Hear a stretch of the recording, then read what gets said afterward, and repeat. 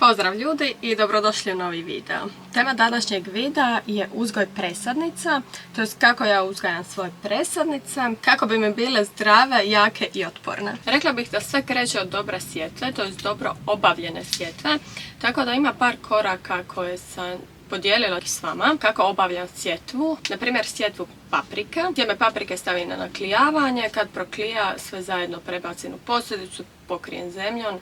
I to je to, bude u toj posudici dok ne dođe vrijeme za pikiranje. Taj video sam objavila nedavno, tako da ga možete pogledati negdje u mojim videima. Što se tiče sjemena rajčice, nisam ga naklijavala, samo sam ga posijala u posudice i kad su narasle dovoljno, to jest kad su dobile drugi par listića, onda sam ih pikirala. Evo tu imam primjer rajčica koje ću pikirat, pa ću vam snimiti kako ja to radim. Nije ništa komplicirano, je dosta jednostavno. Ja bih rekla da je najvažnije pustiti ove male biljčice da dobiju drugi par listića, što se može vidjeti tu, da se drugi par listića dosta dobro razvio i onda obaviti pikiranje, nikako prije toga. Ja sam to prije radila jer bi bila nestrpljiva, međutim rajčice se znaju onda nepravilno i razvijati, kasnije tu u rastu, ne budu toliko jake ni otporne. Naravno, kvalitetan supstrat igra veliku ulogu u tome. Ja koristim supstrat Homeo Garden, Substratica, Kokos Plus Mix. Stvarno sam jako zadovoljna tom zemljom, tako da ću je nastaviti vjerojatno i koristiti u buduće. Za uzgoj presadnica dosta je bitno da male biljčice imaju sve što im je potrebno. Ja svoje presadnice držim u ovom svom malom stakleniku koji me odlično služi. Tu dobivaju potrebnu svjetlost, toplinu, a redovnim zaljevanjem omogućujem da je zemlja vlažna, ali ne da je natopljena. Tako da kad zaljevam obratim pozornost da opet nije to previše. Ove posudice u kojima mi rastu presadnice stavim na podloške, tako da se višak vode može ocijediti. Tako da i ako pretjeram, nekako sam sigurna s te strane da se voda neće zadržati. Što se tiče prehranjivanja presadnica, nisam ih još počela prehranjivati s ničim. Mislim da ću to tek početi za nekih 15 do 20 dana, ovisi kako će one napredovati i kojom će brzinom rast. Ako nastave rast ovom brzinom, jer stvarno neke su mi već dosta velike, onda ću vjerojatno početi za nekih 10 dana. Ne mogu znati kako će se razvijati jer to opet ovisi i do vremena. Trenutno ova zemlja sadrži sve što je njima potrebno, tako da nisam dodavala ništa posebno u zemlju, samo sam stavila ih u ovu zemlju i kažem, stvarno sam jako zadovoljna kako napreduju.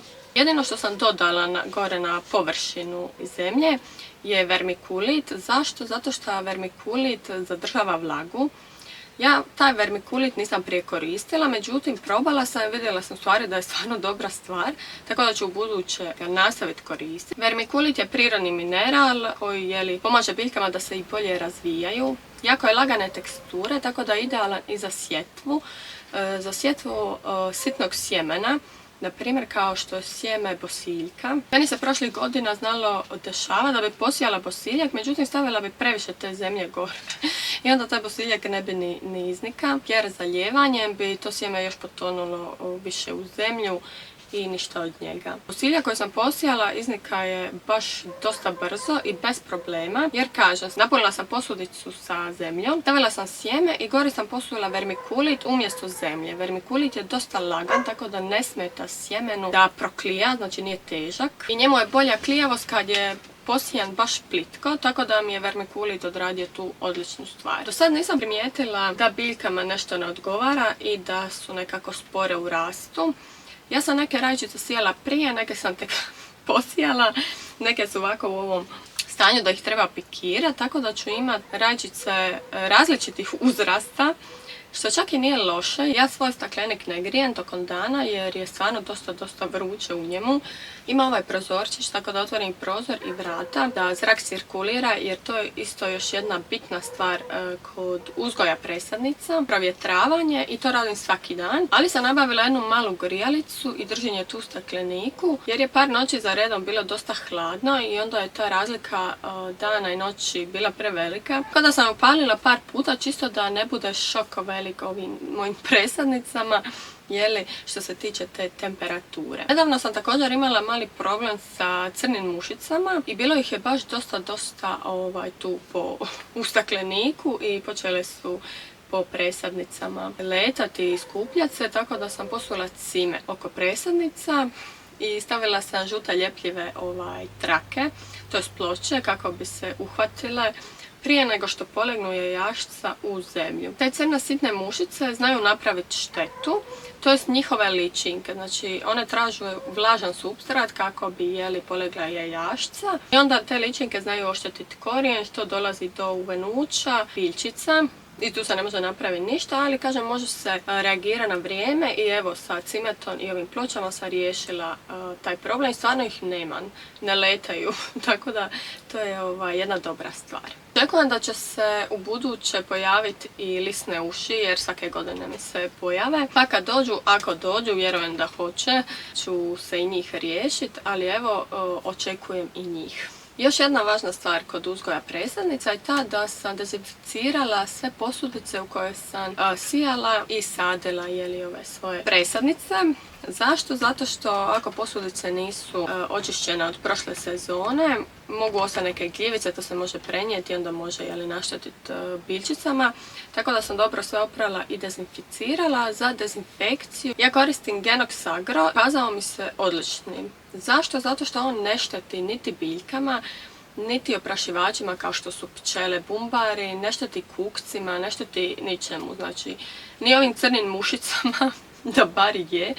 Tako da sam sve poprskala i očistila sam staklenik, tako da je očišćen i dezinficiran i biljke sam također poprskala s Genoxom. U slučaju da nisam neku posudicu dobro očistila i dezinficirala, da se ne bi nešto pojavilo. I sad ću vam pokazati kako pikiram rajčice. Prvo napunim posudu sa zemljom, malo utisnem. Ovu posudicu u kojoj mi rastu biljčice natopim dobro sa vodom, tako da se što lakše razdvoji i ovako posudicu stisnem sa svih strana. Prilikom vađenja ovih biljčica ja njih uvatim ovako gore za listove i izvadim, jer mi je tako puno lakše razdvojiti. Vidimo da je korijen ovih biljčica dosta dobro razvijen. Ono što ne smijete nikako raditi je povlačiti, potezati, jer će onda biljčica slomiti se, stabljičice ove nježne. Preporučujem da ih ne držite za stabljiku, nego gore za listove. U posudici napravim rupu i stavim. Zatim dodam zemlju, lagano utisnem i to je u stvari to. Ja biljčice rajčica stavim skroz u zemlju, znači cijelu ovu stabljiku, do ovih prvih listića, tako da oni vire, a sve ostalo ide u zemlju. Zašto stavim cijelu stabljičicu u zemlju? Zato što će se tu razviti korijen, biljka će biti dosta jača, otpornija, zdravija. Kao što ste mogli vidjeti, nije to ništa komplicirano, baš je jednostavno. Samo kažem, morate paziti prilikom razdvajanja tih malih biljčica, znači nemojte nikako to povlačiti, izvlačiti, jer će sigurno se slomiti. I to su u stvari neki koraci kojih se ja držim kako bi mi presadnice bile što zdravije, što otpornije, što jače. Na kraju će mi davati dosta ploda u kojem ću uživati. Ja obožavam uzgajati svoje presadnice i stvara mi sreću taj cijeli proces od, kažem, samog sijanja sjemena pa ostatak, briga i uzgoj. Ne znam, nekako sam se našla u tome, kažem, stvara mi stvarno neopisivu sreću i mislim da će me do kraja života fascinirati da jedna ta mala sjemenka izraste u toliko veliku biljku koja da na kraju toliko ploda. To mi je baš fascinantno i kažem, baš uživam u tome. Sad da sumiram ovaj svoj video, ja sam svašta nešto ispričala, ali evo kažem, najbitnije je da je sjeme dobre klijavosti, da je na toplome, da ima svjetlosti, prozračivanje prostorije u kojoj držite presadnice i naravno redovno zalijevanje, ali opet s druge strane ne pretjerivati jer previše vode našteti tim malim biljčicama. Ja se vodim time da je bolje manje zalit nego pretjerati, jer ako malo zalijete, biljka će se oporaviti nakon što je zalijete, dok s druge strane situacija kada je previše zalijete neće se oporaviti jer će istruniti taj korijenčić i ta biljčica, tako da samo umjereno sa vodom. Ja sam ove godine uzgojila svega. Uzgojila sam dosta ovih sorti rajčica, neke sam dobila na poklon, radila sam razmjenu sjemena, nešto sam ostavila od prošle godine iz svoga vrta, paprike također. Neko novo začinsko bilje sam posijala ove godine, drago mi je da jesam i veselim se gleda kako će ono rasti i razvijati se. Patliđane također, ali nisam posijala sve. Nisam posijala krastavce, tikvice i bundeve. Sad kad smo već kod toga, ja ću to raditi na dva načina. Radit ću direktnu sjetvu u gredice, ali ću neke posijati i u posudice. Na primjer, sjetvu bundeva ću uglavnom obavljati direktnu sjetvu i to ću sijati na polje, jer bundevama opet treba tog prostora jer se one svugdje vole širiti.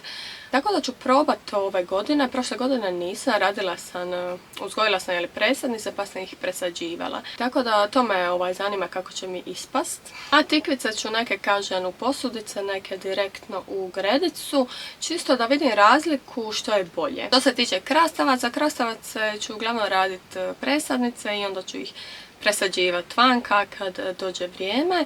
Nisam nekako žurila sa tom sjetvom jer i krastavci, tikvice i bundeve mi baš nekako brzo rastu u ovom stakleniku. Tako da za njih, kažem, imam još i vremena da ih posijem i za 10 dana, mislim da će narasti, tako da njih ću tek posijeti. Pišite mi u komentare što vi uzgajate ove godine i ako vam se video svidio, lajkajte, komentirajte i zapratite moj kanal da me možete i dalje pratiti. Mi se gledamo u sljedećem videu. Bye!